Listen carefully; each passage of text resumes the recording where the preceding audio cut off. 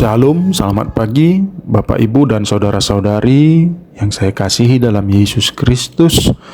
Sebelum kita mendengarkan firman Tuhan, marilah kita berdoa. Kasih karunia dan damai sejahtera dari Allah Bapa kita dan Tuhan Yesus Kristus menyertai kamu sekalian. Amin. Bapak Ibu dan saudara-saudari, firman Tuhan kita pada pagi ini, hari Sabtu, tanggal 14 Juni 2025, diambil dari Kisah Para Rasul pasal 27 ayat 15. Beginilah firman Tuhan. Kapal itu dilandanya dan tidak tahan menghadapi angin haluan.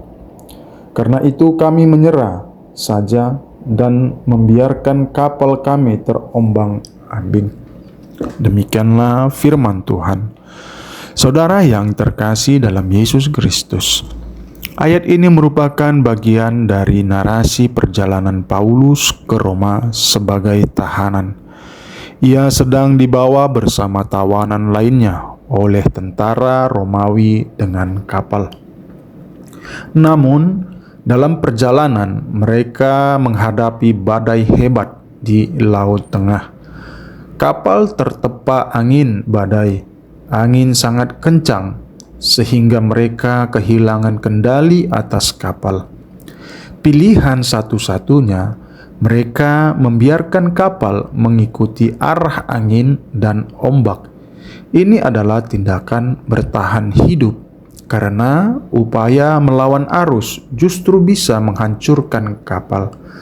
Bahkan dalam bahasa Yunani asli memberi kesan pasif. Mereka membiarkan diri terbawa.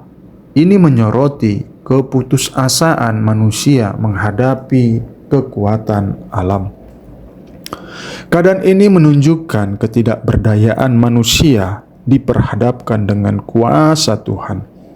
Ayat ini menunjukkan betapa terbatasnya kemampuan manusia menghadapi alam ini dan menjadi kontras dengan pemeliharaan Tuhan yang tetap bekerja meski manusia tidak berdaya. Walaupun kapal tidak bisa dikendalikan, Tuhan tetap menyertai Paulus dan rombongan. Ayat ini membuka jalan bagi penyataan malaikat Tuhan yang meneguhkan bahwa Paulus dan semua orang di kapal akan selamat. Ini merupakan simbolisme badai dalam kehidupan Kristen. Secara spiritual, badai ini bisa dilihat sebagai gambaran penderitaan atau ujian, dan respon orang percaya adalah berserah kepada Tuhan, bukan panik atau melawan dengan kekuatan sendiri. Saudara yang terkasih, kadang dalam hidup ini, kemudi kita lepas, kita kehilangan kontrol atas situasi. Kesehatan tiba-tiba menurun, pekerjaan yang stabil tiba-tiba hilang, hubungan yang dulunya baik menjadi renggang, harapan seolah tenggelam di tengah badai hidup. Seperti para pelaut di kapal, begitu juga Paulus. Kita pun bisa merasa tak berdaya dan mungkin berpikir bahwa segalanya akan berakhir buruk. Tetapi Tuhan tidak pernah kehilangan kendali. Poin penting dari kisah ini, ketika manusia tidak bisa mengendalikan, Tuhan tetap bisa.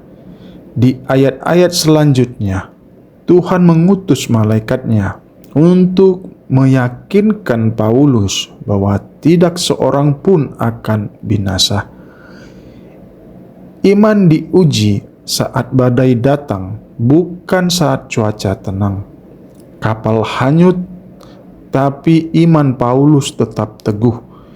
Dia bahkan menguatkan orang lain di tengah krisis.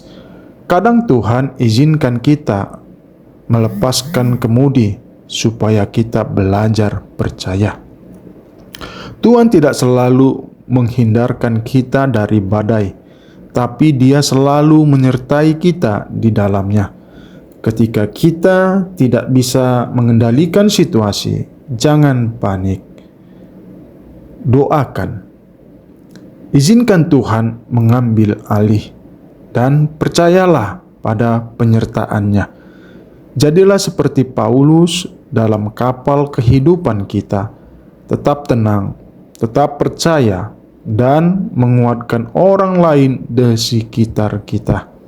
Jangan menilai kasih Tuhan dari keadaan kapal kita, tapi dari janji-Nya yang tidak berubah. Hari ini, jika kita merasa hidup kita seperti kapal yang hanyut di tengah badai, ingatlah, Tuhan lebih besar dari badai itu. Kadang kita harus melepaskan kemudi agar Tuhan bisa menunjukkan bahwa Dia adalah satu-satunya pengemudi sejati. Kita mungkin hanyut oleh angin, tapi kita tidak pernah lepas dari tangan Tuhan. Amin. Mari kita berdoa. Bapa yang penuh kasih, terima kasih untuk firman-Mu hari ini yang mengingatkan kami bahwa sekalipun hidup kami seperti kapal yang terombang-ambing di tengah badai, Engkau tetap memegang kendali. Tuhan, kami akui bahwa seringkali kami ingin mengendalikan segalanya sendiri. Kami mudah panik ketika rencana kami tidak berjalan sesuai harapan. Tapi hari ini kami belajar bahwa saat kami tidak bisa lagi mengarahkan hidup kami, Engkau tidak pernah kehilangan arah. Berikan kami iman seperti Paulus, iman yang tetap teguh di tengah gelombang, dan hati yang tetap menguatkan sesama meski kami sendiri sedang diuji.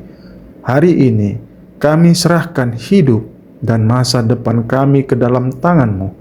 Ambillah kemudi Tuhan, bawalah kami ke tujuan-Mu yang sempurna. Dalam nama Yesus Kristus, Tuhan dan Juru Selamat kami berdoa dan mengucap syukur. Amin.